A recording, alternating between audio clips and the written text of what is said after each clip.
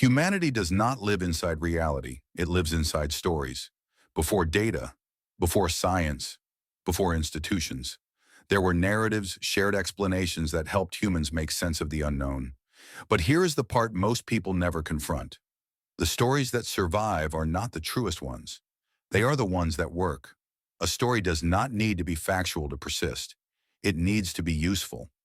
Useful for organizing behavior, reducing fear, creating meaning, encouraging obedience, stabilizing society, directing desire. Truth is optional. Function is not. Consider Christmas. For most people, Christmas feels timeless, ancient, sacred. But the version we know is a layered narrative, a date borrowed from solar festivals, rituals from Roman Saturnalia, imagery from Norse mythology, morality from Christian theology, and consumption added much later. Santa Claus alone is a fusion. St. Nicholas's generosity, Odin's winter rides, pagan gift rituals, modern marketing, and yet, the story works. It creates generosity, family cohesion, seasonal rhythm, economic activity, emotional memory. So the story survives. Not because it is historically pure, but because it is psychologically effective. This does not make the story evil. It makes it engineered. Humans confuse those two things far too often. A narrative can be constructed and still deeply meaningful. A story can be symbolic and still shape real behavior. The danger is not the story itself. The danger is forgetting it is a story. The same pattern exists with heaven. Heaven is rarely described with clarity. Details shift, interpretations vary, but the function remains consistent. Heaven gives meaning to suffering. It delays justice without denying it. It rewards obedience beyond the present moment. Whether literal or symbolic, the story works. It stabilizes behavior across generations. That is why it persists. Now look at modern success myths. Work hard and you'll make it. Follow your passion. Anyone can be rich. Failure is your fault. These stories are not universally true, but they are system compatible. They motivate productivity. They individualize blame. They reduce systemic questioning. They keep people participating, so they survive. Not because they are fair, but because they are useful. This is how all dominant narratives function. They do not need to be perfect. They need to be repeatable. They need to be simple, feel familiar, reward compliance, punish deviations subtly. Once embedded, they self-replicate. People defend them without understanding them. This is why arguing facts rarely changes belief. You are not challenging information.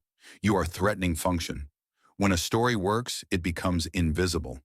Questioning it feels destabilizing, even dangerous. Not because the story is true, but because it holds reality together for the person believing it.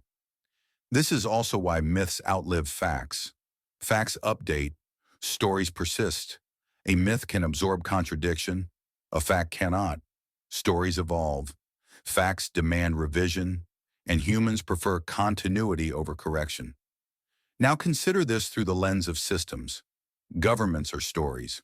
Money is a story. Corporations are stories. Nations are stories. Not imaginary, but collectively maintained narratives. They work because enough people behave as if they are real. Remove the behavior and the structure dissolves. This is why stories are the most powerful technology humans have ever created.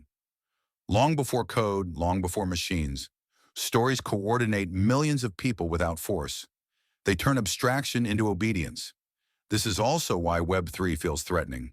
It challenges inherited stories. Stories about who controls value, who defines legitimacy, who must be trusted. What ownership means. Web3 doesn't offer a better story immediately. It offers responsibility. And responsibility does not feel comforting. Stories do. Most people don't reject decentralization because it's complex. They reject it because it lacks narrative familiarity. There is no Santa Claus of Web3, no ceremonial authority, no comforting myth, just math, just verification, just consequence, which is why people try to recreate old stories inside new systems. They rebuild hierarchy, they seek leaders, they chase symbols, because stories are easier than awareness. Understanding this does not mean rejecting all narratives. It means recognizing their role.